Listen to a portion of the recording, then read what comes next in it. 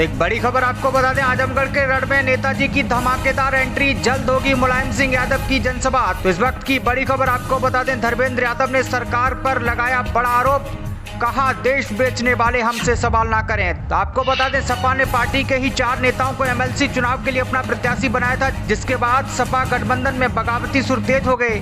माना जा रहा था कि अब तीनों दलों ने सपा से अलग राह चलने का मन बना लिया है। लेकिन कल आजमगढ़ लोकसभा उपचुनाव में सपा प्रत्याशी धर्मेंद्र यादव से सुभाषपा चीफ ओम प्रकाश राजभर ने मुलाकात की। उन्होंने सपा प्रत्याशी के साथ प्रचार भी किया और इस दौरान सपा प्रत्याशी के साथ ओम प्रकाश राजभर ने वोट भी मांगे और कहा कि समाजवादी पार्टी के उम्मीदवार धर्मेंद्र यादव लाखों वोटों से जीतेंगे। तो वहीं पर आपको ये भी बता दें, सपा उम्मीदवार धर्मेंद्र यादव ने निरहुआ के बयान पर पलटवार करते हुए कहा कि हमें कोई कुछ न सिखाए। उन्होंने कहा कि उनके पास इन बातों के अलावा कोई बातें नहीं हैं और हम क्या हैं इसके लिए मुझे उनसे सबूत नहीं चाहिए।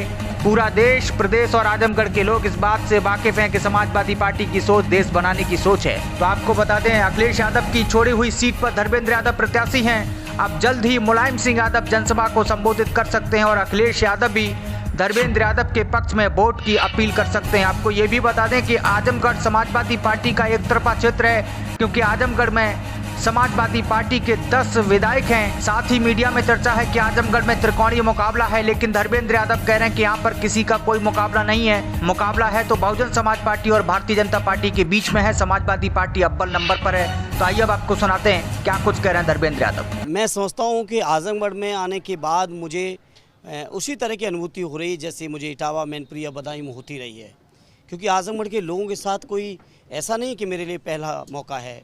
आजमगढ़ के लोगों के साथ मैं जब इलाहाबाद विश्वविद्यालय में पढ़ता था अपने बहुत सारे नौजवानों के साथ, उस समय से लगातार आज तक आजमगढ़ के लोगों से मेरा भी रहा और मैं समझता हूँ मुझे तो आजमगढ़ से जो रिश्ते हैं आदरणीय नेताजी ने विरासत में दिए हैं, आदरणीय अखिलेश जी ने उनको और आगे बढ़ाया है और ये मेरी खुशनसीबी है कि मुझे मौका मिला है उन रिश्तों को और आगे बढ़ाने का।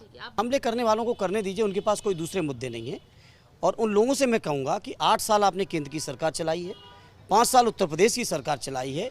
कम से कम इतने सरकार चलाने के बाद आज के इस चुनाव में अपनी उपलब्धियों के साथ आते इस बात को लेकर कि 2 करोड़ नौजवानों को रोज़गार देने की बात करने वाले लोगों ने 8 साल में कितने नौजवानों को रोज़गार दिया।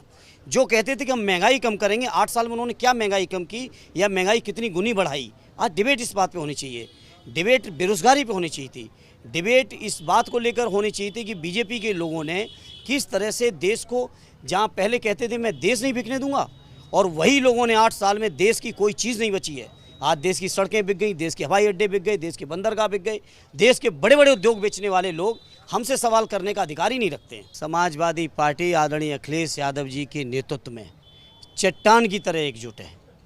किसी बात की इनकी क़यादियों के कहने की कोई चिंता, कोई परवाह समाजवादियों ने न कभी की थी, न आज है, न आगे करने वाले हैं।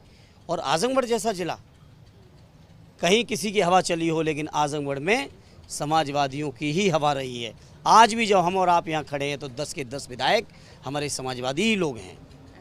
कुछ लोग ये बातों के आरोप लगाते थे कि बसपा के समर्थन से 19 का चुनाव जीता गया है, तो 22 में तो हमने बिना बसपा के और बसपा की जमानतें जब्त करा के भी 10 के 10 विधायक यहाँ बना के दिए।